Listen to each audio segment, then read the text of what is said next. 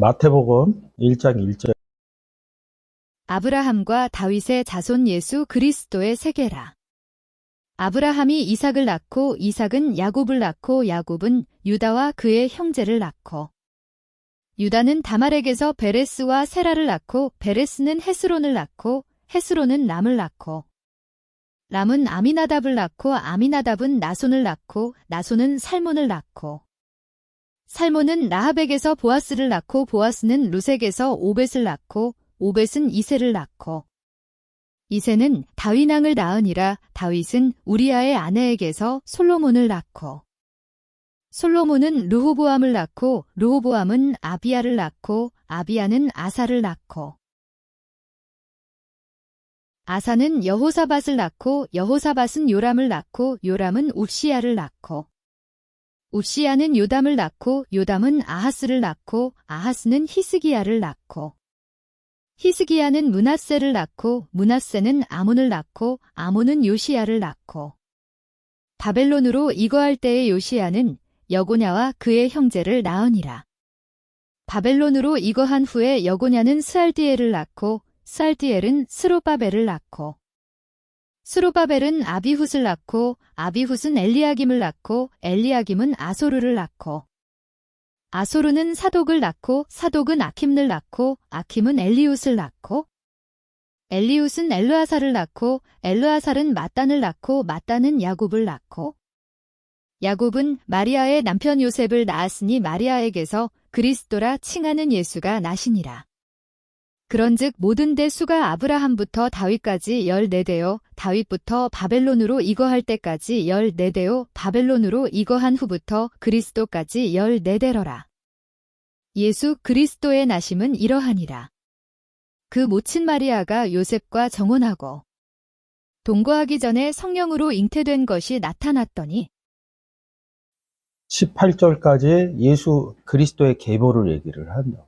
창세기 4, 5장에서도 가계의 계보, 족보죠. 족보를 얘기하고 신약에 와서 이제 그리스도의 계보를 얘기를 하는데 족보주의, 신학적으로는 세대주의 이렇게 얘기한다고. 근데 이 세대주의의 그 설명이 막 복잡 미묘해. 그런 얘기를 하려고 그런 게 아니라 원문으로 보면 아브라함과 다윗의 자손 예수 그리스도의 세계라 세계가 게네시스, 출생, 탄생, 족보 맞겠죠? 그래서 이 단어가 쭉 가면 1074로 가면 게네아, 1085에서 유래, 게노스, 1074 게네아, 시대, 세대, 국가, 1085 게노스, 세대, 친척, 민족, 자손. 이 단어가 어디에서 오냐면 최종적으로 1096 기노마에 만들다 이야기돼서 그러니까 자손을 만드는 거거든요. 이런 단어를 보면 1096 가서 뭘 만드는지 얘기가 나온다고. 1096서부터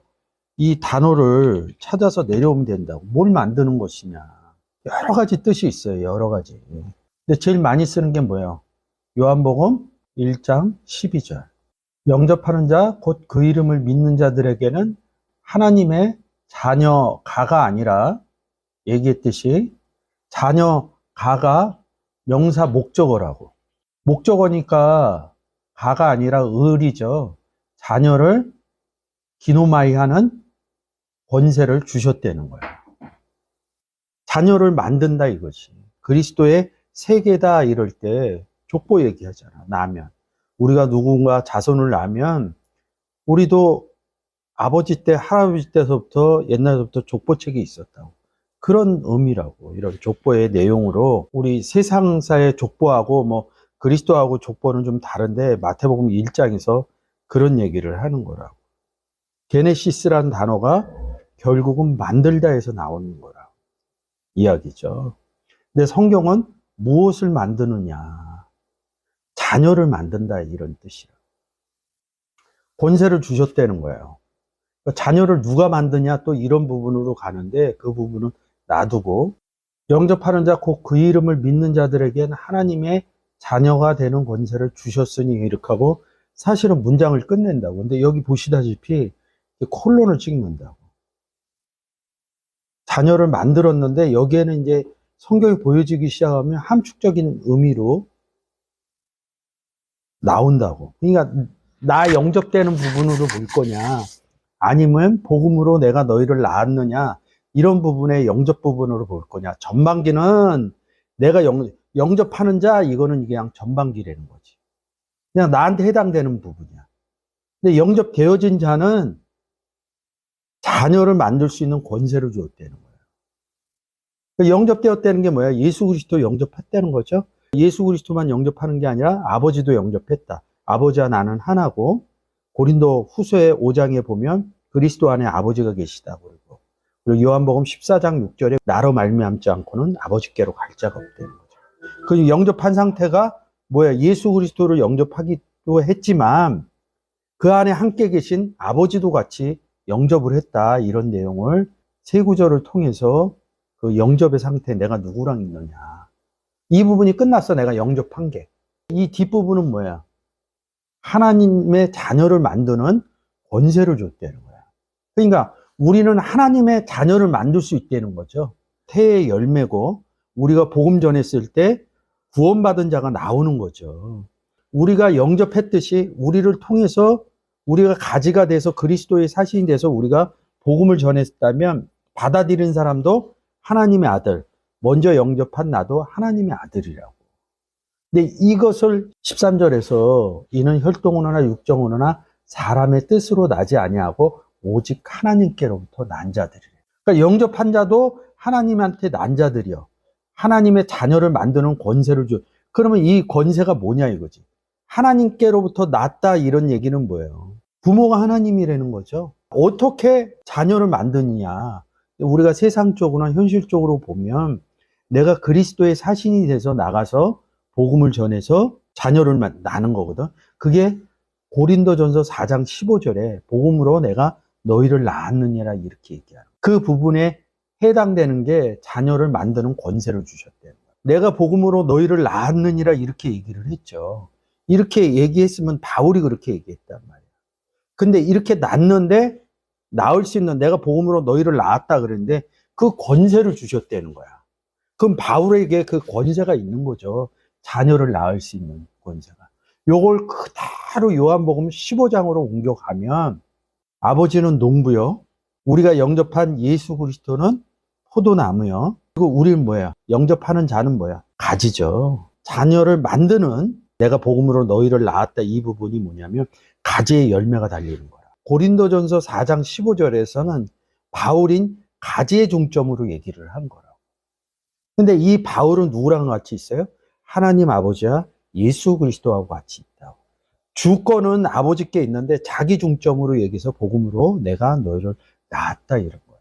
13절, 요한복음 1장 13절로 가면 이는 혈통으로나 육정으로나 사람의 뜻으로 나지 아니하고 오직 하나님께로서 난 자들이니라. 사람의 뜻으로 나지 아니하고 오직 하나님께로부터 나왔다는 거죠. 그래서 일만 스승은 많되 아비는 많지 아니하나, 이렇게 얘기를 하는데 아비는 딱 한 분이에요. 아비는 오직 한 분이시니, 이렇게 얘기를 한다. 많지 않아. 나 같은 경우는 한 분이야, 이게 나오는데 많지 않아. 그러니까 뭐 10명 미만인가? 아비가 다 이렇게 생각을 한다고. 성경이 안 깨달아지. 자녀를 낳을 수 있는 사람이 누구냐고, 원론적으로 요한복음 15장으로 가면 농부인 아버지가 농사를 해야 열매가 나오는 거거든. 요한복음 1장 13절에서 보면 하나님께로부터 난 자들이라, 이런 구조가 보인다고. 이걸 듣고 있는 사람들은 이걸 다 써야 돼. 요한복음 15장 기점으로 해서 요한복음 1장 12절 13절 와서 다시 봐야 돼. 누구로부터 소리를 들었냐 이거지. 내가 예수 그리스도 믿을 때 상황을 보면 된다 이거지. 누군가 와서 뭐 날 때서부터 예수 믿은 사람도 있어요. 근데 대부분의 사람들은 예수 믿으세요 그래갖고 예수를 믿는다. 먼저 영접한 사람들이죠. 그 먼저 나에게 전해준 사람은 하나님을 먼저 영접을 한 거야. 예수 그리스도. 농부인 아버지와 포도나무인 예수 그리스도와 그리스도 안에 들어간 영접한 자 가지가 나에게 와서 예수 믿으세요 그래갖고 내가 예수를 믿었어. 그 가지 입장에서 보면 나는 열매고, 가지 입장에 나에게 전한 바울과 같은 입장에서 보면 복음으로 나에게 너를 낳았다, 이렇게 얘기하는 거야. 이 네 가지 구조 속에서 역순으로 가고 누구 중점적인 거냐? 아버지 중점으로 얘기할 거냐? 예수 그리스도 중점으로 얘기할 거냐? 아니면 가지 중점으로 얘기할 거냐? 열매 중점으로 이야기할 거냐. 이러한 구조가 있다는 거죠.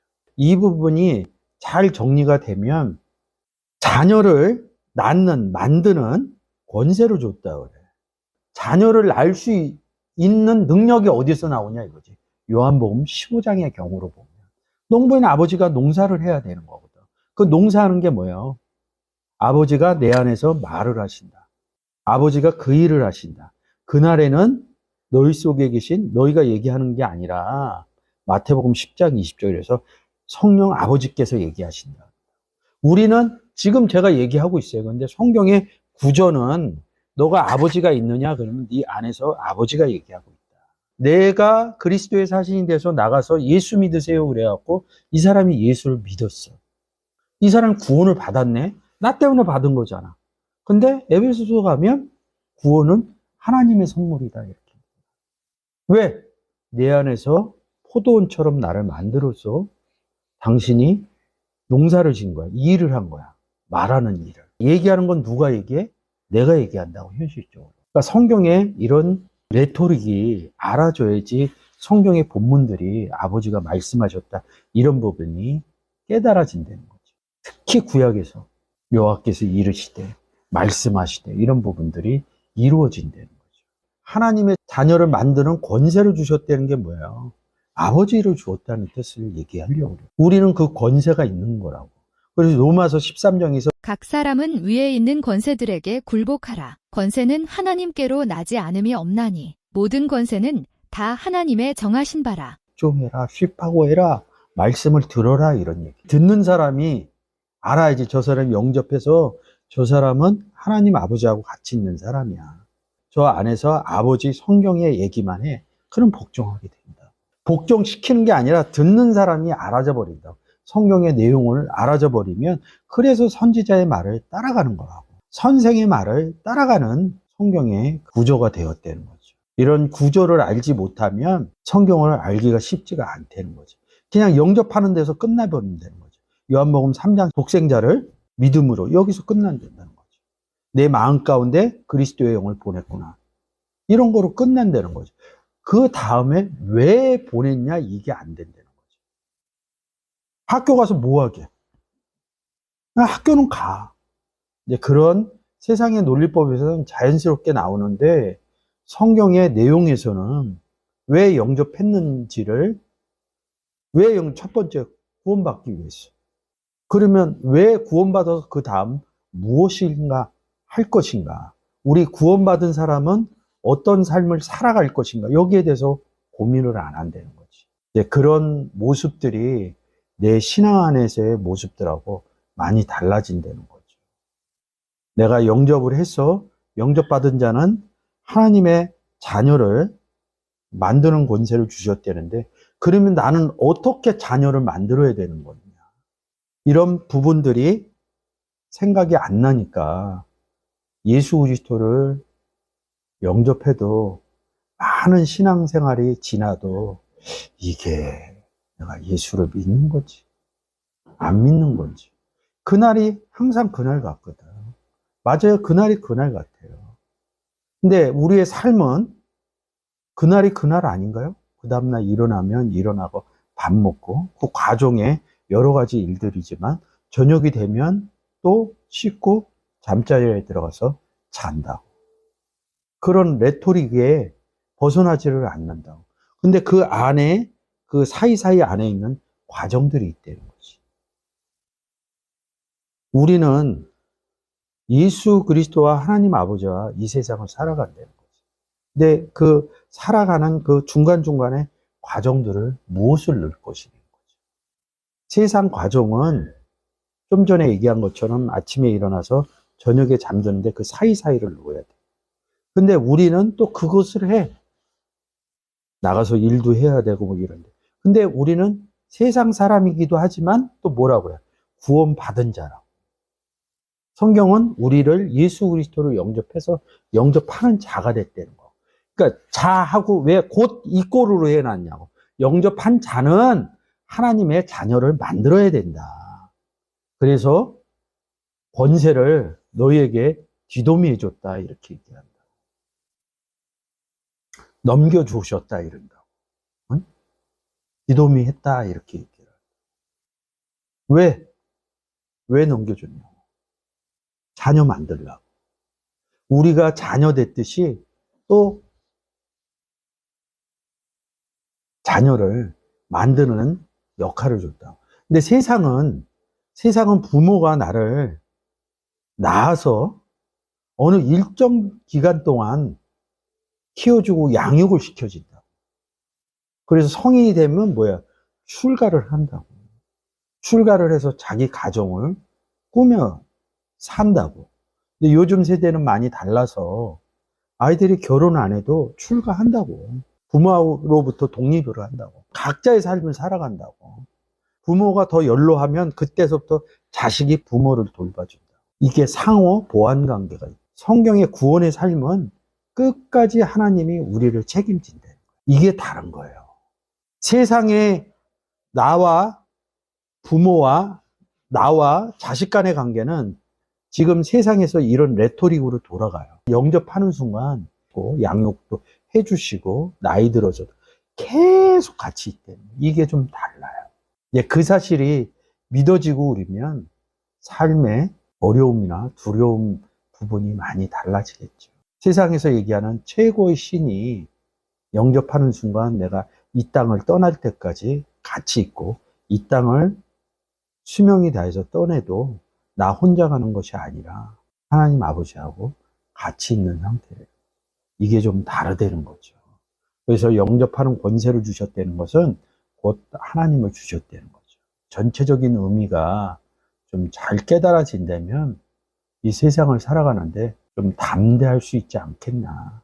세상에서 살다 보면 좋고 싫고 어려운 일, 좋은 일 할 때는 괜찮아요. 어려운 일일 때는 감내하기 힘들다고. 하나님을 믿는 사람이고 안 믿는 사람이고 나는 똑같다고 봐요. 신실한 사람은 하나님께 매달린다. 가서 기도하고 이런다. 그래서 위안도 얻고 그러는데 기도해야지만 이게 되나요? 더 중요한 것은 영접하는 순간서부터 하나님이 나와 함께 있다는 거지. 뭔가 나에게 든든한 후원권이 있다 이렇게 생각하면 지금 현재가 삶으로 아늑하고 힘들더라도 견딜만 하될 거죠. 그리고 삶의 가치가 다른 것이죠. 우리가 이 땅을 딛고 안 살 수는 없어요. 안 살 수는 없다고. 특히 자녀를 낳아서 부모 된 입장이면 그런 부분들이 더 우리에겐 책임감으로 돌아오겠죠. 자녀들. 그래서 자녀를 다 키우고 나면 그 책임감이 또 뭐가 들어오냐면 부모가 돌아온다. 부모를 우리 세대는 부양을 해드려야 돼요. 그런 어느 시점서부터 내가 부모 된 시점서부터는 돌봐주고 이 돌봐준 사람이 독립을 하면 내 부모를 부양하는 세상의 삶의 형태로 간다. 어느 순간서부터 굉장히 힘든 거야. 누구나 다 하는 일이더라고요. 다 세상 일로 잘할 것이냐 아니면 내가 예수 그리스도를 영접함으로써 하나님 아버지하고 같이 있을 것이냐 그 이들을 하면서 자녀를 만드는 일을 할 것이냐 이런 부분은 많이 달라지죠. 그러면 삶의 무게가 제가 볼 때는 좀 달라진다고 생각해요. 그러면 낳는다는 것이 무엇이냐? 마태복음 1장 1절을 해드리려고 이제 제가 얘기를 한 거예요.